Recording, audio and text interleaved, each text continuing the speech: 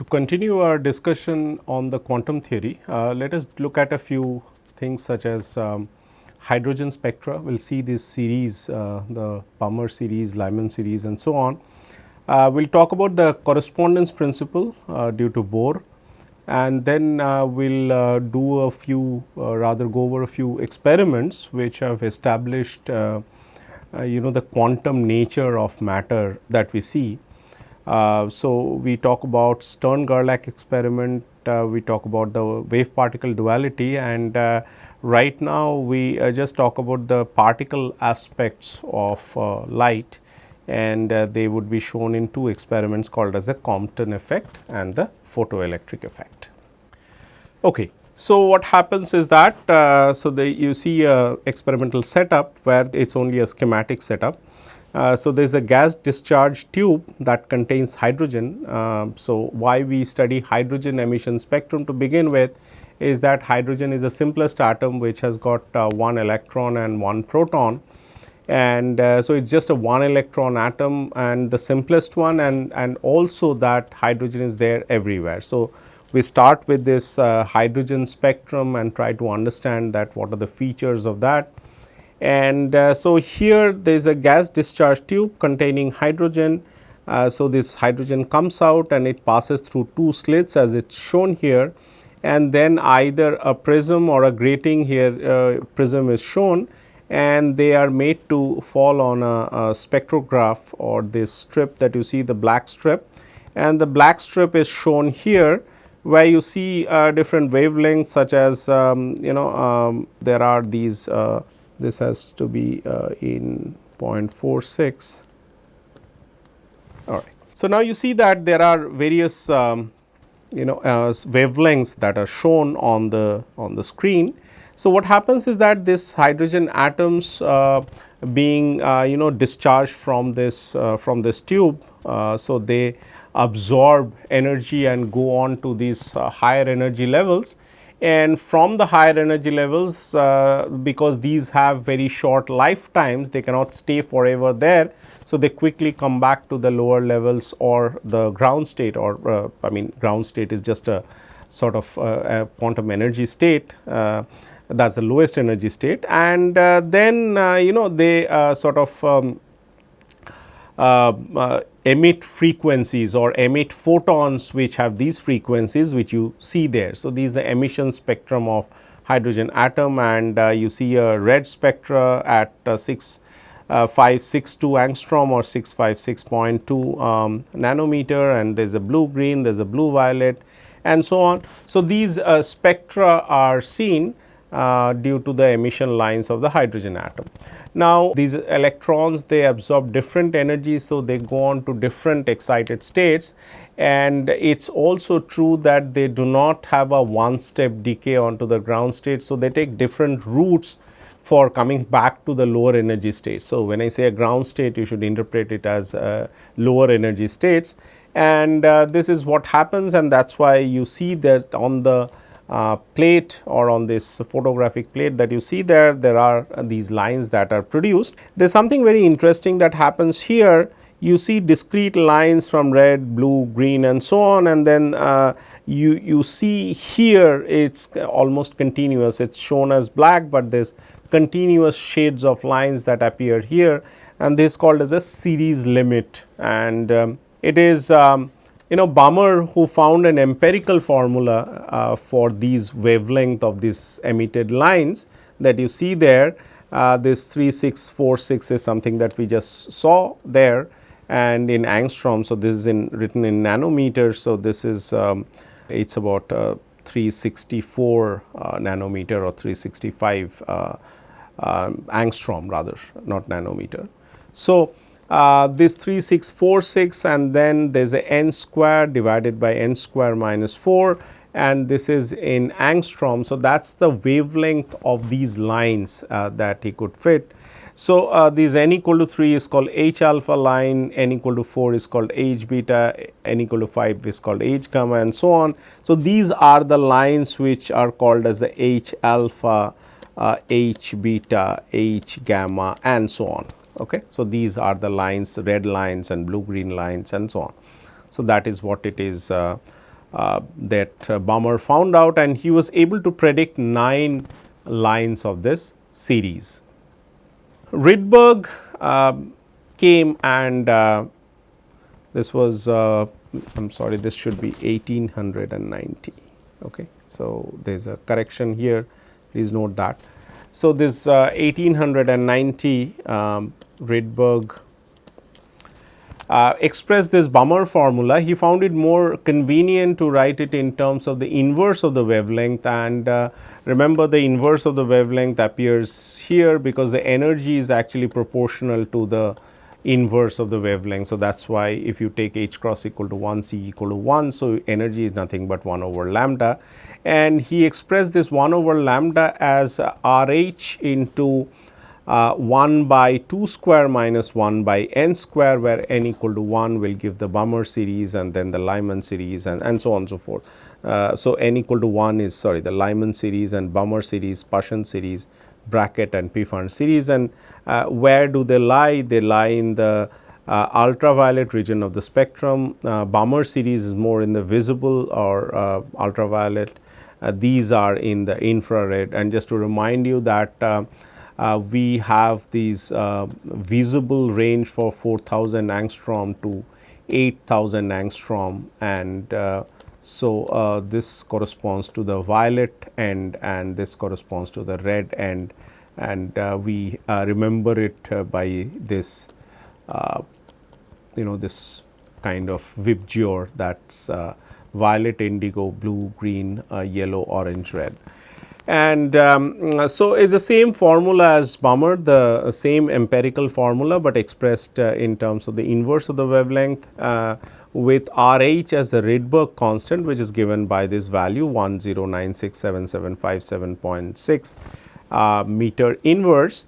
And as I said that, if you put this 1 square minus n square, where n equal to 2, 3, 4, 5, then it corresponds to the Lyman series. Now, you see that it is 1 by 2 square minus 1 by n square. Of course, there is a bracket everywhere that is missed here. So, 2 square minus n square, this is called the Balmer series, which is what Balmer wrote down, and there is a Paschen series, which is 1 by 3 square minus 1 by n square. Then there is a bracket series 1 by 4 square minus n square, where n equal to all these 5, 6, 7, 8. So, you see that when you have n equal to 1 in the first term, you have all n's 2, 3, 4, 5 all the way up to any number that you can think of. So, as I said that electrons absorbing the energy because of this discharge, electrical discharge, or maybe putting them into high temperature, exposing them to high temperature, they absorb that energy and they go on to different levels, and these are the different levels that we are talking about. So, emission from n equal to 2 to n equal to 1, or n equal to 3 to n equal to 1, n equal to 4 to n equal to 1 is called as a Lyman series. Similarly, these n equal to 3 to n equal to 2, 4 to 2 and so on, they are called Balmer series. They lie in this region of the spectrum which is shown here.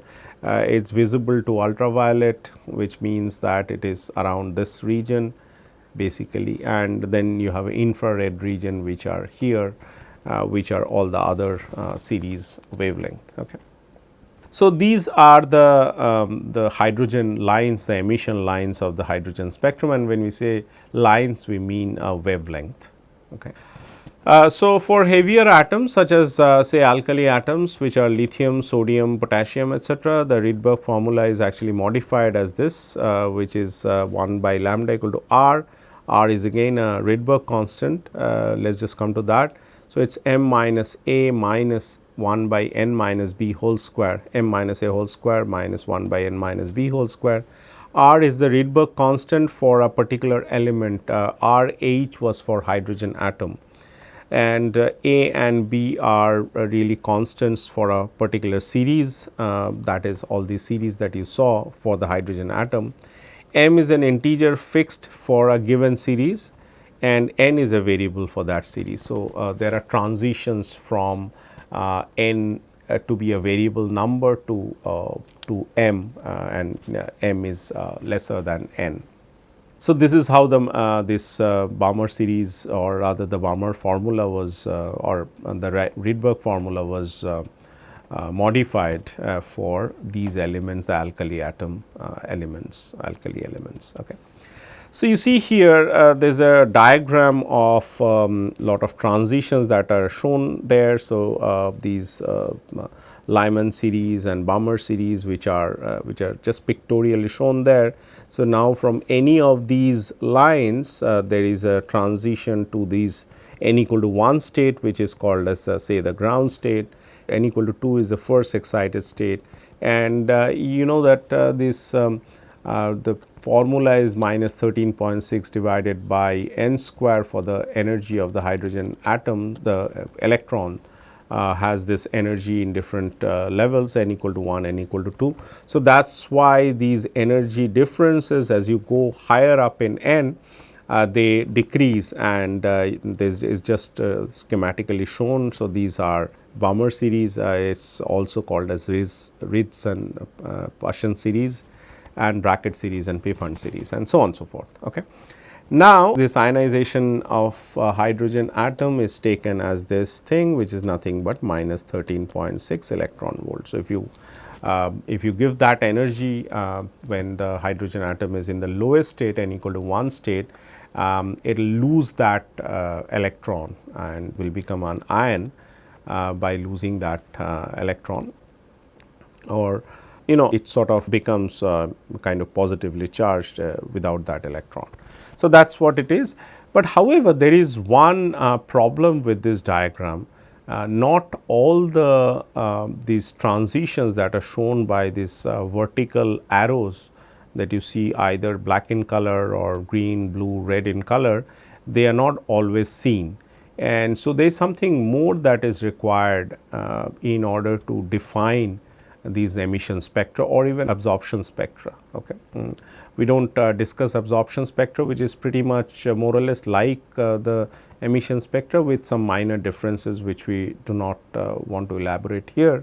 So, some of these lines are not seen in spectrographs, and there exist certain selection rules. So, this is very important thing. There are certain selection rules that dictate which lines will be present and which lines will be you know, absent. So, I just write it here. It is E n equal to minus 13.6 divided by n square in electron volt. So, because of this selection rule, that it demands that some extra condition is needed. And what are those extra conditions? These Bohr stated that there is some correspondence principle, and it basically it does not give you the selection rules per se, but it tells you that what are the if there is a selection rule that's you know, exists in some region of the quantum numbers n 1 and n 2. These selection rules would also exist in another very large, you know, a limit of the quantum numbers, another n 1 and n 2, which are very large ones or very large numbers. Okay. So, the correspondence principle is really stated as the following in these two 1 and 2 statements. So, it says that the predictions of the quantum theory on the behavior of any microscopic system must correspond to the principles of classical physics, and that is in the limit of large quantum numbers. Okay.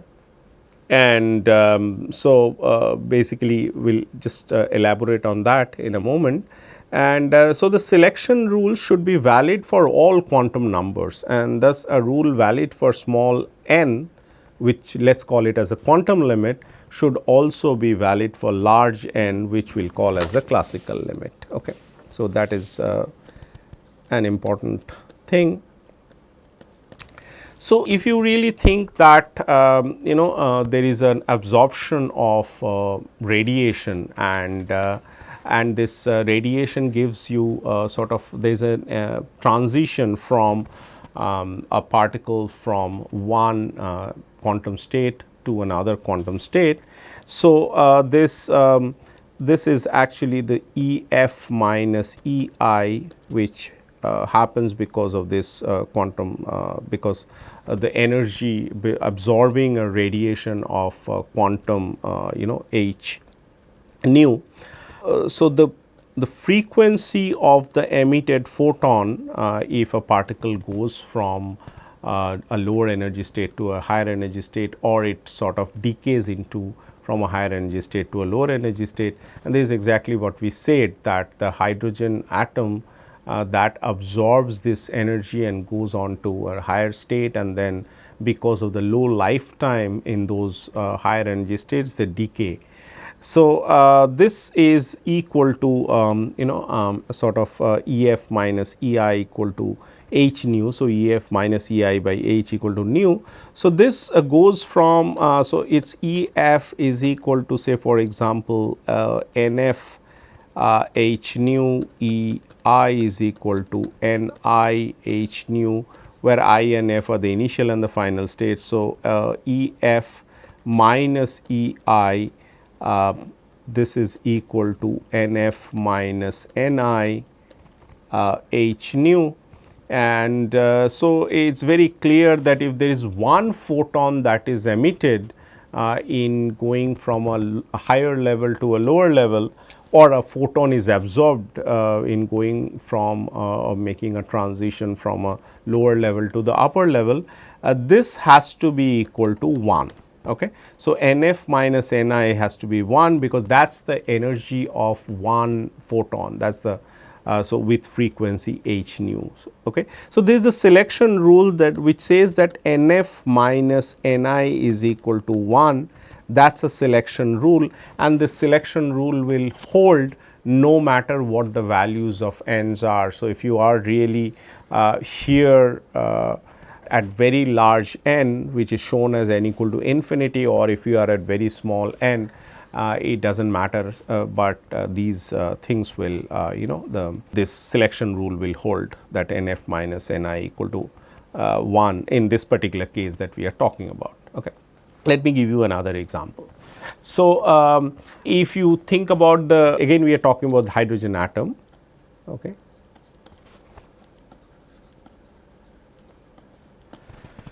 All right. So, we are talking about the frequency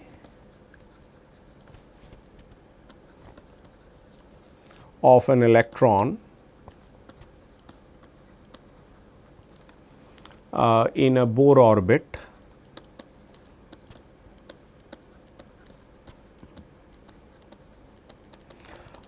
you see this sort of the expressions for velocity and the radius that we have found out earlier. So, this is equal to, let us call it as nu 0. So, let us call this as this nu 0 frequency. This is equal to V over 2 pi r, and this is equal to 1 by 4 pi epsilon 0 square m e 4. This was done in the last day, so I will not repeat it here. It's and 2 over n cube. So, that is the frequency in a given Bohr orbit, and you can find that out by, because you know V and you know r, the radius of the orbit, and this goes as 2 over n cube with this factor that is written here. Okay. Now, the same nu, if you are talking about two levels, any two arbitrary levels which could be large, it is again 1 by 4 pi epsilon 0 whole square, and there is a m e 4 by 2 pi, not 2 pi, there is a 4 pi h cube, and then we have a 1 by nf square minus 1 over ni square, and let us take nf to be equal to some n2 and n1 to be I mean say some n and so nf to be say n minus 1 and ni to be equal to n, and if you put it there, this you remember that this factor is same as that factor, the factor that you see here is same as that. So, if you look at this bracket that we have written here, so this is 1 by n square, and this is like this is n. So, we have a n square and a n minus 1 whole square. So, there is a n square minus n minus 1 whole square. So, we can open up the bracket, which is n square, and there is a 2 n, and then there is a 1 there. So, this n square would cancel, and we have this equal to 2 n minus 1 divided by n square n minus 1 whole square. Okay. So, in the limit of large n,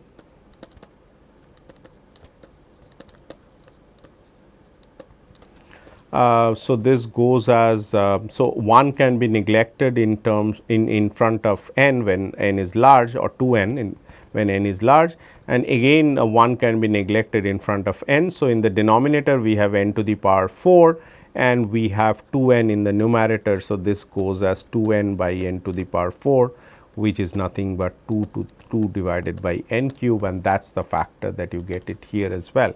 So, it really does not matter that whether you are at large values of n or at small values of n, the frequency in the limiting case when n is very large would still be given by this formula that you see here. Let us call it as equation 1. So, let us go into an important discovery which has happened at in the the early 1900s and so on, and that is called as a Planck's radiation hypothesis. Okay. And it is often called as a Planck's law as it is written here. I would still like to call it a hypothesis because this is the experimental data for the radiated intensity or the radiation intensity due to a black body. So, black body is you can read up the definition. The black body is basically there is a whatever is incident is absorbed. Okay. So, there is or rather it has this emissivity equal to 1. So, that is why it is called as black. It is completely sort of absorbs all the radiation that is incident on it. So, like sun is a black body. Okay. So, here we are showing this if you see the right picture, that will be even better, which shows the radiation intensity as a function of wavelength. And you see that there is sort of a non-monotonic behavior for all the temperature. Of course, this is at 5000 Kelvin, which is large temperature, then it is 5500 Kelvin, 5000 Kelvin, 4500 and so on. So, what happens is that there is a peak behavior that is seen, but the peaks shift slightly towards larger wavelength. That is one thing. And so, what it means is that if you start hitting up an object, the emitted radiation changes its color. Okay. So, changes its wavelength, and the emitted radiation has first it becomes white hot and then red hot and then blue hot and so on. So, these emitted intensity is what is plotted as a function of the wavelength. And one feature, as I said, is that there is a non-monotonic behavior, and this non-monotonic behavior could not be explained by what is called as a Rayleigh-Jeans law, okay, which only shows that there is a the classical theory says that, which goes as 8 pi nu square by c cube kt. So, this tells you that it should go infinitely large at low frequency or low frequencies, and there is these this side is by this Wien's law, which talks about large frequency. Remember that in the left figure we are talking about frequency and in the x axis, and in the right figure we are talking about wavelength on the right figure, and this is intentional. It is just to remind you that the frequency is inverse of the wavelength and so on. Okay. So, E is equal to h nu, or it is equal to Hc over lambda. Okay. So, that is an important thing that you should remember. So, if you look at the left figure as a function of wavelength and the right figure as a function of frequency, they would sort of interchange their high and low notions. Okay. So, what was very important at that time is that both these Rayleigh-Jeans and Wien's law, they could not explain the observed spectrum or the non-monotonicity that is observed in this spectrum. And that led Planck to propose that the energy density of radiation, which between frequency nu and nu plus d nu, you can equivalently write it in terms of the wavelength by using this relation that we have written here. So, u nu d nu is equal to 8 pi h nu cube divided by c cube, and then there is a exponential h nu by k t minus 1, and this helps you to obtain this non-monotonicity in this observed intensity spectrum. And how one calculates is the following, that one can calculate the average frequency or the average energy, say for example, by using this frequency. So, this is like this and h nu, and then you can calculate a nu u nu d nu from 0 to infinity, and then you multiply it by c. That will give you the intensity. The c is the speed of light, or this the speed of this radiation. Okay. And there could be some factors which could be there, but in any case this is what has been proposed by Planck, and that is why I call it as a hypothesis, because this had no sort of proof that has been presented by Planck at that time. And it was later Bose, he came and proposed this form for bosons. So, photons are known as or they are called as bosons with certain symmetry properties and statistics, and he consciously sort of derived this spectrum, or rather this distribution function, which reproduces the black body radiation. Okay. But one very important thing that emerges out is that what Planck said, if you keep these radiation, electromagnetic radiation, or whose quanta are known as photons, then you can never keep the number of photons to be fixed. The walls of the container is always going to emit and absorb radiation, rather it will exchange radiation with the surrounding, and the packet in which it exchanges radiation, it is a quantum, and that quantum, the energy quantum, has a value which is h nu. So, this was quite important in those days, and the birth of all these quantum mechanical ideas of quantized energy levels that follows afterwards. Okay. So, let us go into another quantization, which at that point this Stern and Gerlach experiment. Stern first did it alone in 1921, and in the same year later on he repeated the experiment with Gerlach in 1921. So, there is an oven that you see, which is of course at high temperature, or which produces high temperature, and there are Ag atoms, silver atoms. And if you ask why it is Ag, why not anything else? So, first of all, Ag is a stable atom, Ag is a little kind of big atom, and these atoms have the electronic configuration. It has 47 electrons, and if you start filling up, you will see that 46 electrons form a filled shell, and plus that one electron which is in the 5s configuration, that is only free. So, it is like a one electron atom. So, you get the properties of an electron manifested by choosing Ag. Of course, there are other ones which have one electron in the outermost orbit, but they are small atoms, and they would be vaporized inside the oven and nothing will come out. So, that way silver was a better option, or rather at that point was the only option that was available. Okay. So, it was sent through two collimator slits, and then it was sent through two pole pieces of the magnet, you see that S is the south pole and N is the north pole. But there is something interesting about these pole pieces. There is a sort of this roof of this, it's like this roof of a house, and that makes this magnetic field to have gradient in the z direction, and that was very needed, and it's shown in the right panel.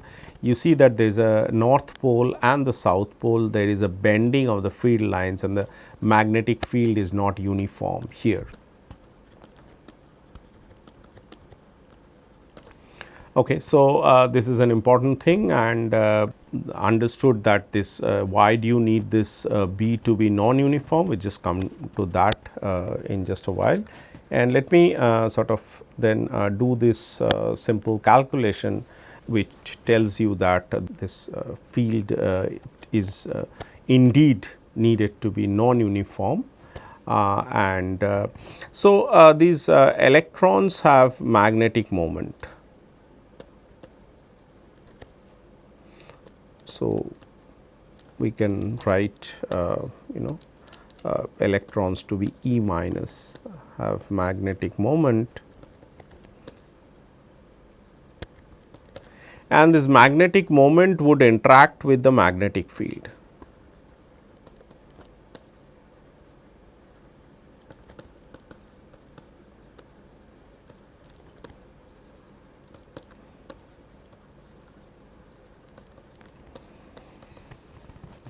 So, let us see what happens because of that. So, there is a force that arises because of this interaction, and that force is given by, for simplicity you can think this to be the z direction, which means that B has only a variation in the z direction. So, B has z direction dependence. Okay.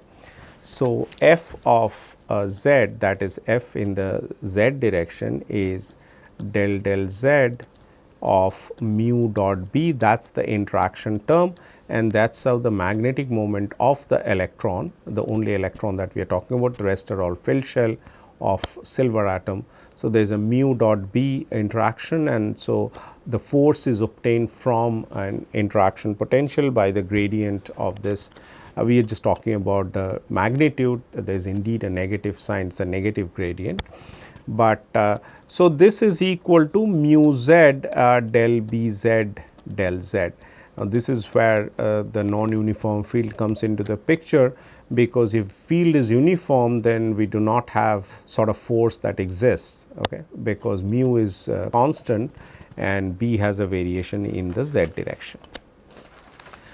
So, now if you really think of mu z to have any value, so classically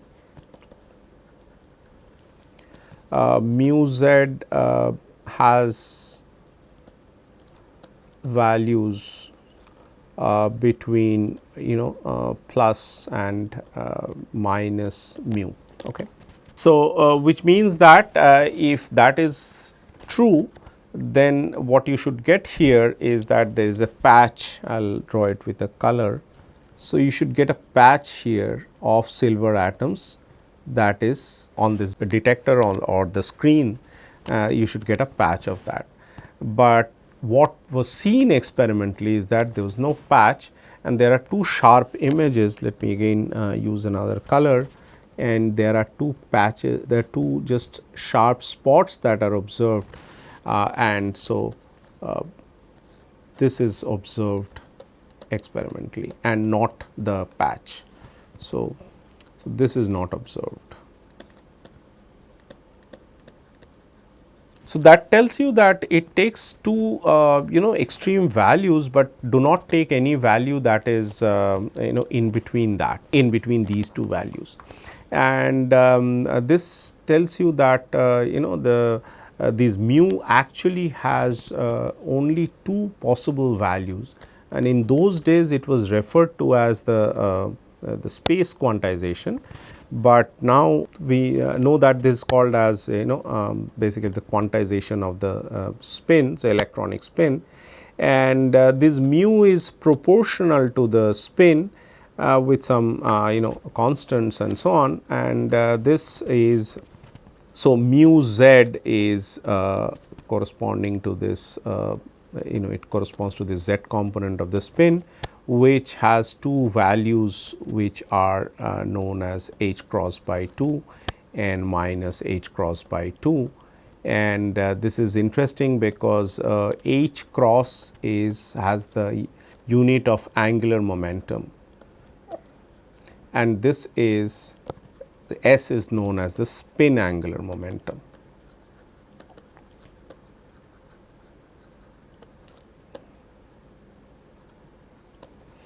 Okay. And so h cross has a value which is 1.0546 into 10 to the power minus 34 joule second, and this is called as a Planck's constant. This we are quite familiar with this. So, once again this quantization of the z component of the spin, and the fact that this mu, which is not a classical object or quantity, rather it is not a classical quantity as it was thought about, that there is this electrons have a magnetic moment, and this magnetic moment is just a classical variable which can take values, any value. So, these quantization of spin or spin angular momentum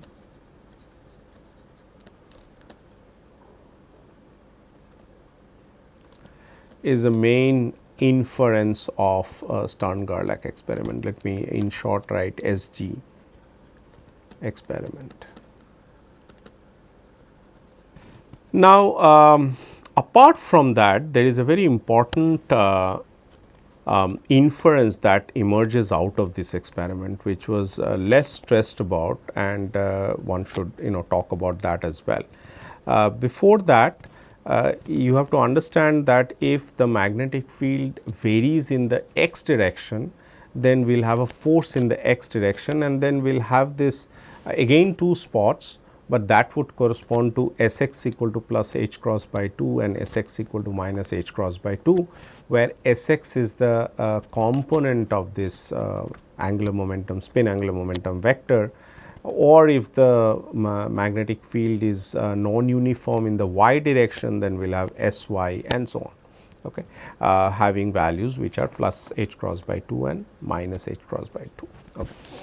So, let me sort of give you another perspective of this Stern-Gerlach experiment in addition to the spin quantization. We will talk about a series of experiments. So, SG experiments, and let us just put them as thought experiments. So, there is a oven that is there, which is what we have shown. So, there is oven and there is a collimator. Let us not draw that, but there is a collimator, and there is a we will call it as SG Z cap, okay, which means that the magnetic field is non-uniform in the z direction. So, that is SG is for Stern-Gerlach, and Z cap is when the magnetic moment is or the magnetic field is non-uniform in the z direction. Okay. And then of course, you will have these SZ plus and SZ minus coming out, and then it can send it through this again this SGZ. So, this is that SZ plus component. So, SZ plus this is just a new notation used for these plus h cross by 2, and SZ minus that corresponds to minus h cross by 2, the notation. Okay. And what we do is that suppose we clip this thing. So, we put a stopper for this SZ minus. So, this is blocked, and so we will again send it through another SGZ apparatus, and then we have this SZ plus, and there will be no SZ plus component. I mean that makes sense. So, output is only that of say you call this as notationally you call it as a upspin and this you call it as a downspin. So, there is only an upspin that emerges. So, this is the output in two such SG apparatus. Okay. Consider a second case where we have there is an oven here and forgotten.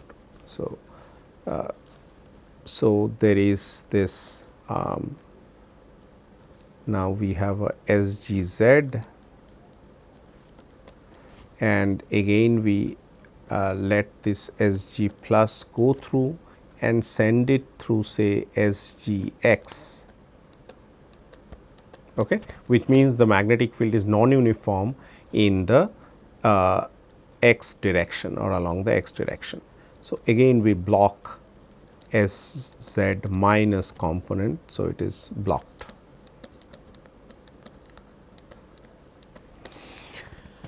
Okay, so, what will come out is Sx plus component and you get a Sx minus component. Okay. So, we will have corresponding to Sx we will have a component which is having an eigenvalue plus h cross by 2 and minus h cross by 2. We do not want to represent it by up and down because up and down are the the eigenstates of Sz. So, so you get Sx plus and Sx minus. So, these components come out. So, that is the output for this case. Okay. Now, this is it makes one think that whether this output actually has 50% Sx plus and 50% Sz plus and 50% of it is Sz plus and the other 50% is Sx minus and Sz plus. Okay. So, is that the composition, but if that is the composition then that runs into a trouble as we will see in the third step. So, we add one more layer of complexity and put this oven and put a SGZ, that is the first and again let only the Sz plus component go through, the Sz minus 1 is clipped, this is made to go through a SGX and then of course, Sx plus is let go while Sx minus is blocked. So, here we have blocked Sz minus and here we have blocked Sx minus. So, these are blocked.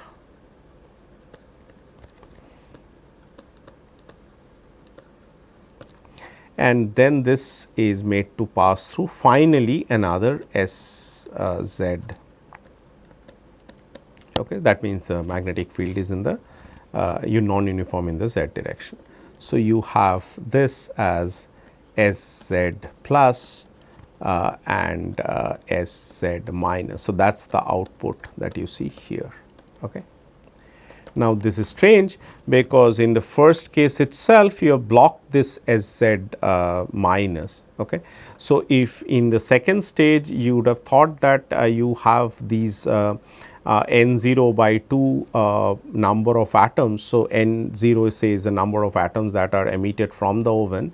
So, if there are n0 by 2 and n0 by 2 in the second stage which comprise of Sz plus Sx plus and Sz plus Sx minus, and then you have blocked the Sx minus and then you have to interpret that the final these output in presence of these three sequential SG apparatus is Sz plus Sx plus and Sz minus Sx plus, then that is not true because what is observed is that you get Sz plus and Sz minus. So, that tells you that even though Sz minus was blocked in the first level itself after the first SG apparatus, it still manifests in the final outcome. and so it changes the state that you see here at the final outcome, and that tells you that these Sz and Sx are really incompatible observables. So, this is a very important statement. Sz and Sx are incompatible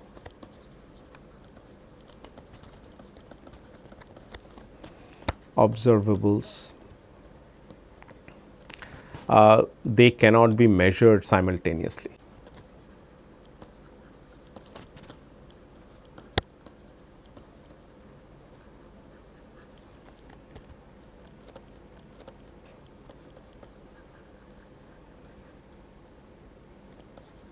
Okay, so this is a very important statement that two components of spin cannot be measured simultaneously, and this would be reflected later that if there are two observables and these two observables they correspond to two different operators, these two operators, if they are incompatible or they cannot be measured simultaneously, then we said that this Sz, Sx, the commutation of them is not equal to 0, and indeed the Sz, Sx commutation is not equal to 0, and it is in fact the third component which is Sy here.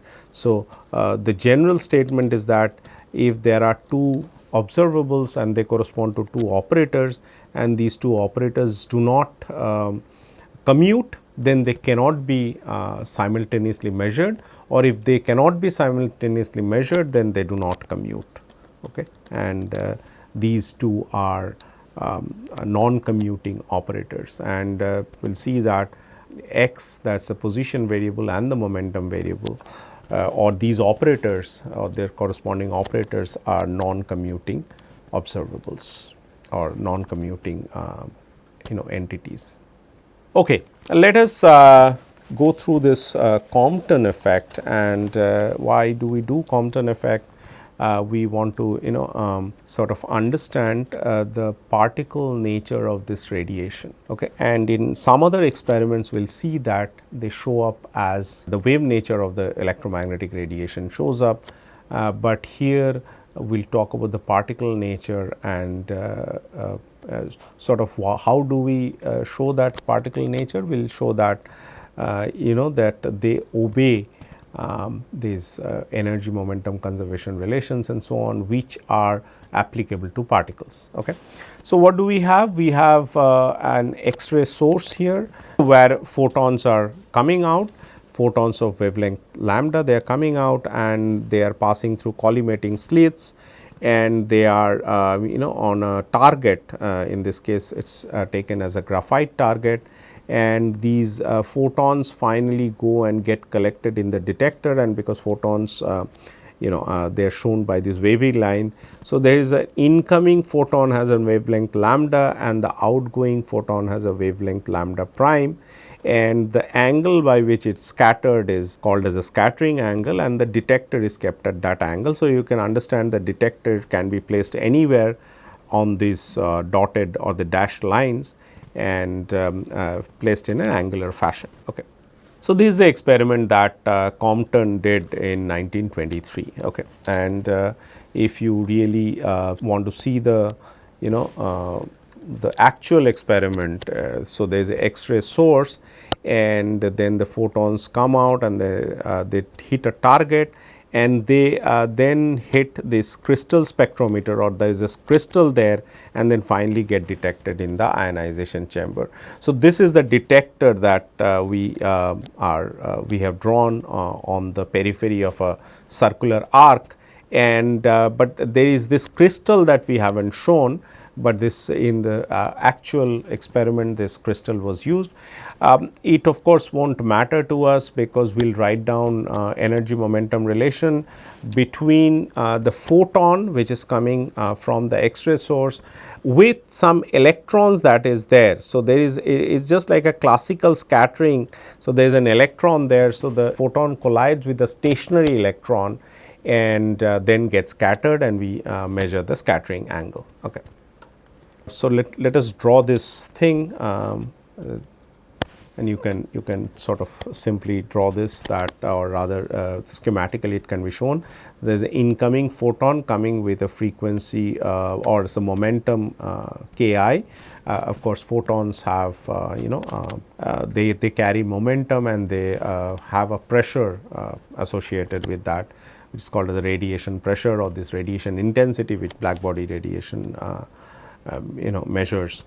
And then there is a scattered photon, which is shown by the wavy lines, that is the scattering angles theta. It is also true that the electron also gets scattered, which is called as a recoiling electron in a different direction. Let us call that angle as psi. Okay. So, let us see in Compton effect what actually happens, particularly in experiments. So, if you allow the monochromatic beam of X-rays to fall on a crystal, specifically a graphite crystal, if you know, graphite is a 3D form of graphene. So, these X-rays will be scattered from the target, from the atomic nuclei, as well as from the orbiting electrons of graphite. So, the scattering from the nucleus is elastic, so that there is no change in energy, while that from the electrons is inelastic. So, this causes a shift in the scattered wavelength, and we shall precisely calculate the change in wavelength because of this scattering. We can calculate a delta lambda as a function of theta, which means that this is the incoming wavelength, and this is the scattered wavelength. So, lambda minus lambda prime, or the other way around, maybe lambda prime minus lambda is equal to delta lambda, and this delta lambda can be found as a function of theta. And how we do that is, let me draw a simplified picture for our purpose. So, this is the photon, and there is a stationary electron that is there, and then there is this photon that, so this is the incoming photon, and so this is the recoil electron, and this angle is theta, and this angle, let us call it, instead of psi, we call it phi.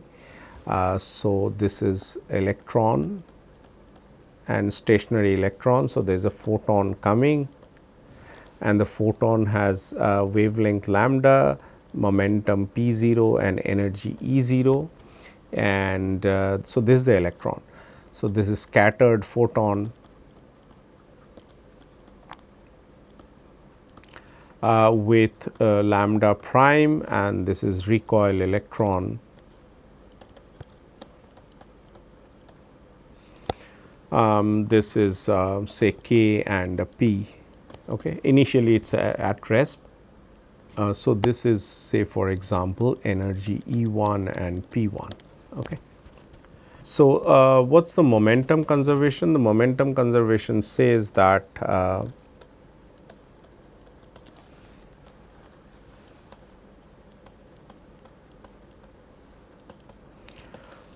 it is along the direction and perpendicular to the direction of propagation. So, this momentum conservation yields P 0, which is the initial photon momentum. There is no electron momentum because it was at rest. So, this is P 1 cosine theta, theta is this angle. So, it is in the direction of propagation, and P cos phi, P is the recoil electron momentum, okay, and K is the kinetic energy. All right. So, this is let us call it as 1 A, and perpendicular to the direction of propagation, which is P 1 sin theta, this is equal to P sin phi. Okay. So, this is in the direction of propagation, because perpendicular to the direction of propagation, there was no initial momentum either of the photon or of the electron, but for the photon and the electron, they are in opposite direction. One is in the positive y axis, if you like, because this is say x axis and this is y axis. So, positive y axis and negative y axis, they would simply be equal, because there was nothing in the initial part. Okay. So, if you square 1 A and 1 B,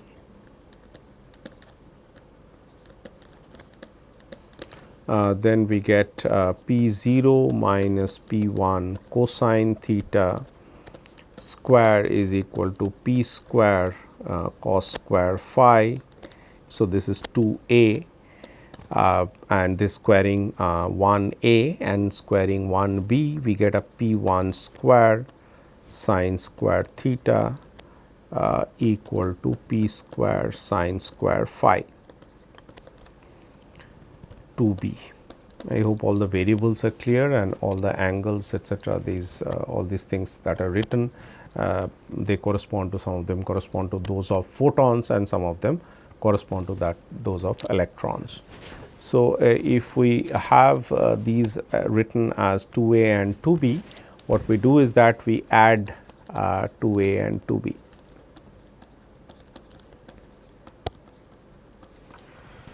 And that gives us P 0 square plus P 1 square minus 2 P 0 P 1 cosine theta is equal to P square. Let us call that as equation 3. So, that is adding 2a and 2b. Just to remind you that we are trying to arrive at, by applying all these momentum and energy conservation, energy we have not done it yet, but we will do it. What we are trying to establish is that this scattering process or this collision process indeed is like two balls colliding in classical physics, where we apply classical laws, conservation laws, or that of momentum and energy. So, conservation of energy, but now you have to think about using relativistic expressions.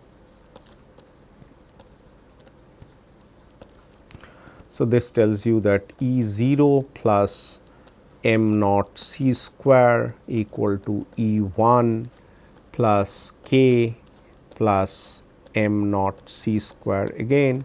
So, this is incident photon has energy because it is coming from a source. Okay. Incident photon, this is the rest mass, sorry, this is electron, there is the rest mass energy of the electron because it was at rest. So, that is rest mass energy.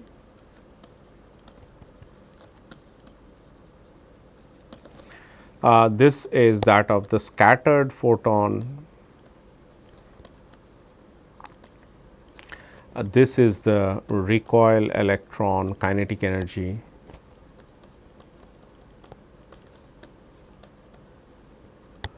And this is again the rest mass energy of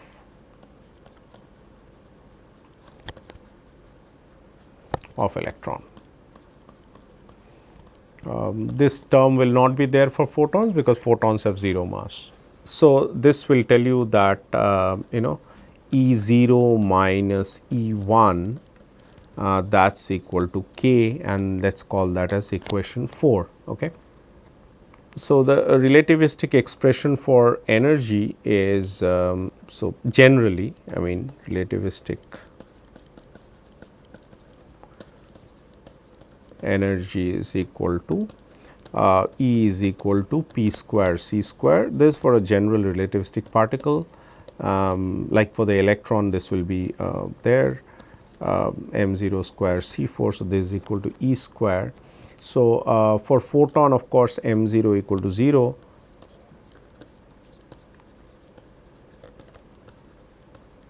m 0 equal to 0. So, E is equal to P c. So, P is equal to E over C, this is equal to h nu over C. Okay. So, let us call this as equation 5. From 4 and 5,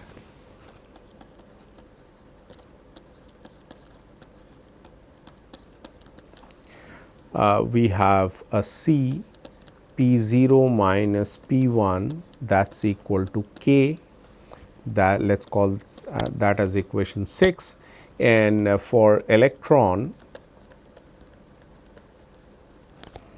the energy is k plus m naught c square whole square, that is E square, is equal to P square C square plus m naught square C 4. Okay. And if you open the bracket and simplify, this will simply give you a k square plus 2 k m naught C square plus P square C sorry, this is equal to P square C square, because the other term cancels. Okay. So this tells you that k square over C square plus 2 k m naught equal to P square. Let us call that as equation 7. Okay. So, putting now P square on the RHS of 7 from 3. So, from equation 3. Let us see where equation 3 is.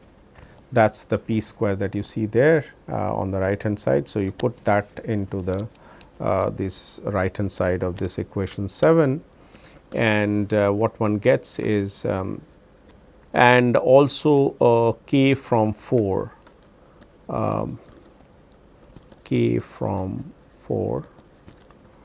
Okay. So, these have to be put in the right hand side of 7, and that will tell you that one gets this equation, which is equal to P 0 minus P 1 whole square plus 2 m naught C P 0 minus P 1.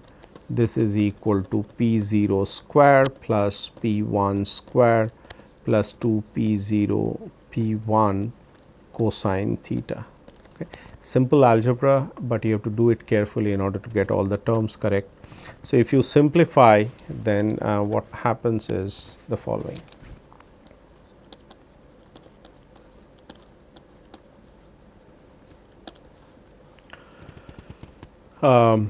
M0C P 0 minus P 1 equal to P 0, so this minus.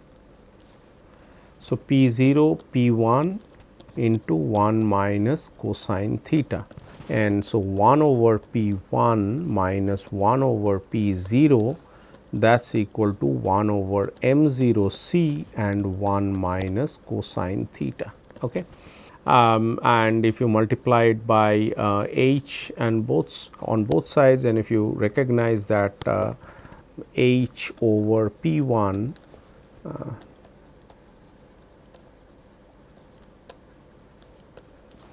so h over P 1 is lambda 1, h over P 0 is lambda 0, which are respectively the lambda 1 or lambda prime. Did we say okay, so let us call it as lambda prime, and this as lambda. Okay, so lambda prime, which is the scattered photon wavelength, and this is lambda is the incident wavelength of the photon. I think that is what we have started with, or we might have started with. Okay, so there is lambda and lambda prime, correct. So, this means that we have lambda prime minus lambda equal to delta lambda. This is equal to h over m 0 c, and 1 minus, so there is a 1 over this square will not be there, h over m 0 c 1 minus cosine theta, and this is written as lambda c 1 minus cosine theta, and so lambda c is equal to h over m 0 c, which is called as the Compton wavelength. So, this is 2.43 into 10 to the power minus 12 meter equal to 0.0243 angstrom, and this is called as a Compton wavelength.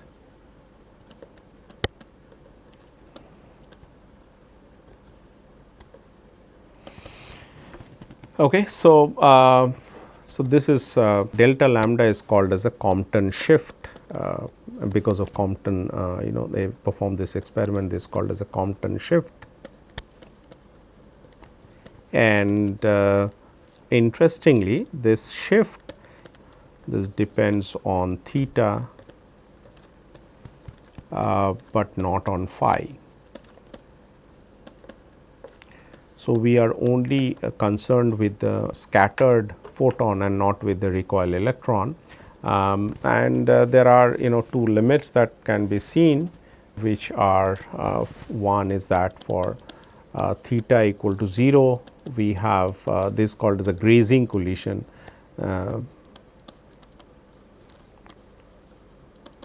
That is after the collision it does not change the direction, then there is no change in the Compton wavelength, and there is for theta equal to pi, that means that it is kind of returns back in the direction of this incidence, and then delta lambda is equal to twice of lambda c, and that is the maximum value. Okay. So, what it means is that there is this if you plot delta lambda versus theta, then it sort of looks like like this. Okay. So, this is that maximum value which is at pi, and somewhere in the middle is like pi by 2, and this is 0.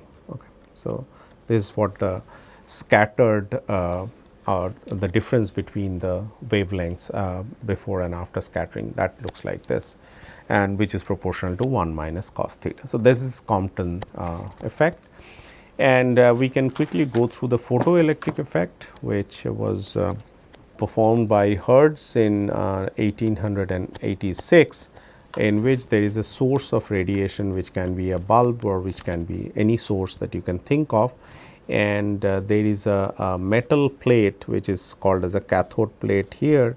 So, this is the metal plate, it incidents on a metal plate, and there is an anode. So, there is an electron that is ejected from the metal plate and it moves towards anode, and there is a variable voltage source that you have here, and this is like a glass chamber. Okay.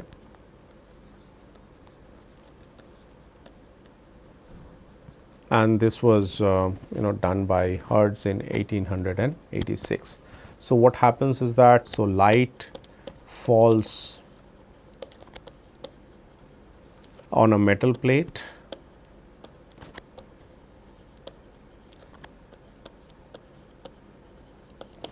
number 2, electrons are emitted,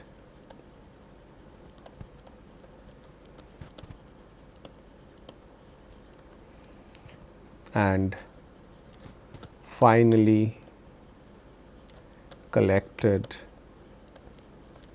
by I mean they are sort of, this thing is connected to say a galvanometer or an ammeter, which is connected to the cathode, to the anode, sorry. Okay, so this is the situation that we have, and what else do we have? We have one finds that there are two observations mainly.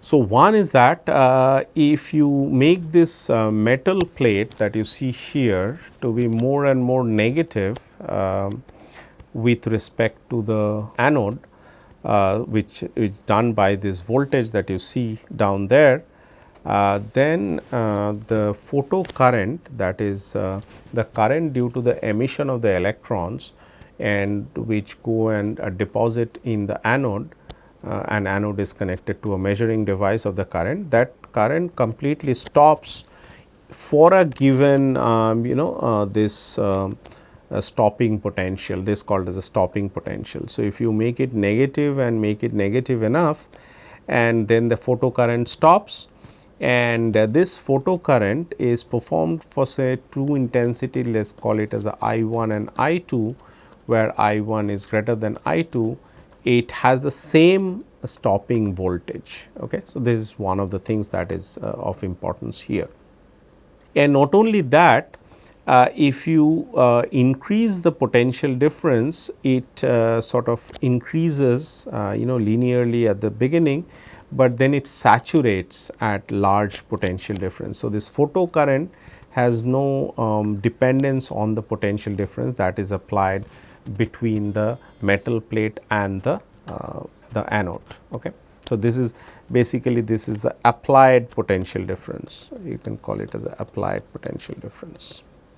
And what is another important thing is that the maximum kinetic energy of the photoelectron, let us call it as a K max, that is equal to E V 0, or which let us call this as minus V 0, okay, instead of delta V s, minus V 0. So, it is equal to E V 0 and is independent of the intensity of light. This is what has been told, that is whether it is a high intensity or low intensity, this is same.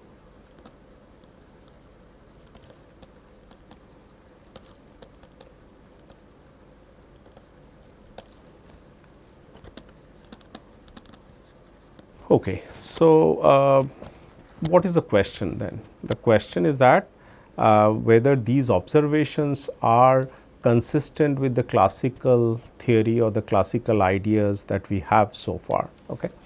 And in order to strengthen that, what Millikan did, this is done somewhere around 1923, but Millikan I think 1914, not 1923, but he got the Nobel Prize in 1923.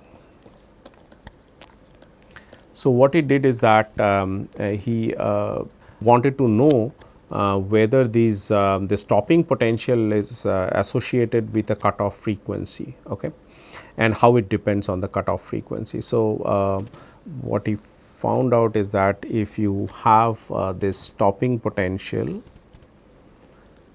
which is that V 0, so the stopping potential and the frequency. Okay. So, this stopping potential is associated with a cutoff frequency nu 0, okay, below which there is no photocurrent that is observed. Okay. And he performed this experiment, Millikan, for sodium, where nu 0 was observed to be 5.6 10 to the power 14 hertz, and this is basically the V 0 versus nu, which shows a straight line behavior with a stopping potential to be at nu 0. Okay. And this has won him the Nobel Prize, and we are asking this question, that what are the abnormalities with regard to classical theory, or what cannot be explained with regard to classical theory.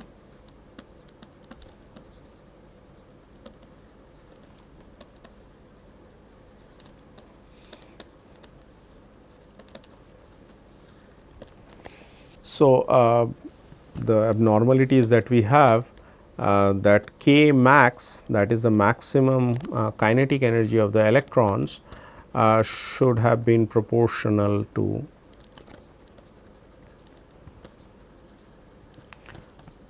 the intensity of light.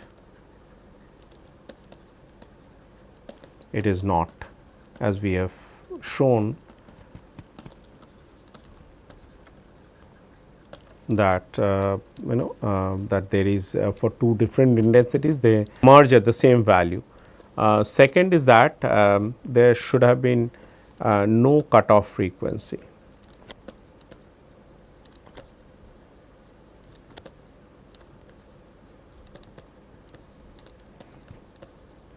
That is, there should be, classical theory would say that if you impinge it with a very small frequency also, it will eject an electron, but that does not happen. And if you apply classical wave theory, then it would demand that there is there should be a time lag between incidence and ejection.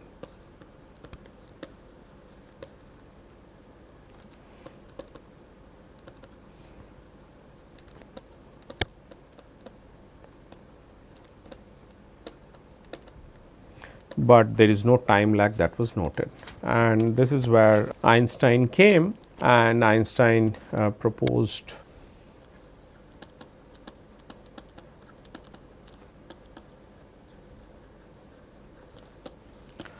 that this kinetic energy of the electrons is equal to h nu minus some w, where w is called as a work function.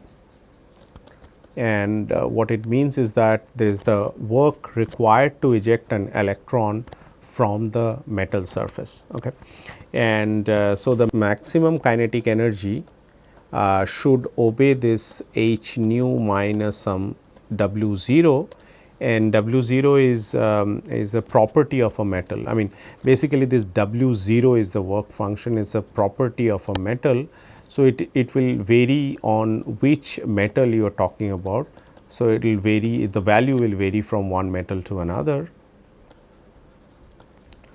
And if you substitute W 0 is equal to this stopping potential E V 0, then the kinetic energy, the maximum kinetic energy to be equal to the stopping potential.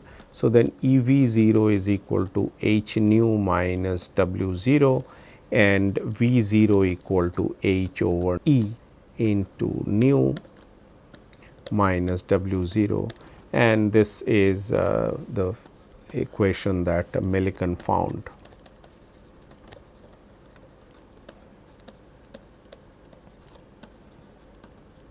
Okay. So, once again what we have done is that we just said that this is the experiment that you have, very simple looking experiment. There is a metal plate which is called as a cathode plate, which is full of electrons.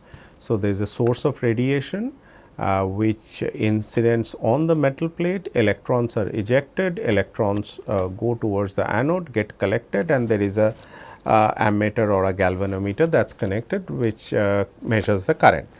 If you make this cathode plate or the metal plate to be more and more negative with respect to the anode, then after a certain or at a certain value of this applied voltage, the current stops, and it is independent of the intensity of the light used, and this K max is equal to E V 0, which is what comes out, and which is what we have seen as well. Okay.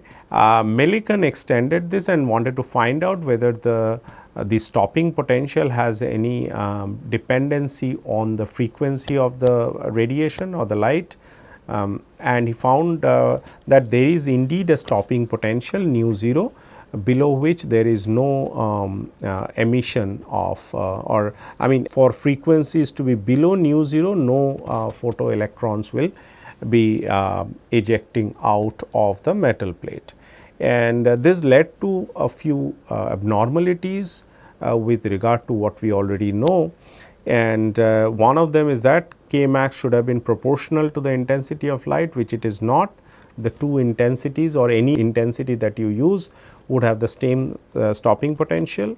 There should have been no cutoff frequency, because that is what classical theory says, and there should be a time lag between the incidence of photon and ejection of photoelectrons. Okay. None of these are seen there. So, Einstein said that let us have a relationship between the kinetic energy of the ejected electron and the frequency or the energy of the photons by this relation, which is h nu minus w, and this w 0 is called as a work function, which is a property of the metal, and by putting in K max equal to E V 0, we got a nu 0 or rather the V 0 to be having this a E here as well. So, V 0 to be proportional to nu, and this there is also a constant there which is found in this the work by Millikan.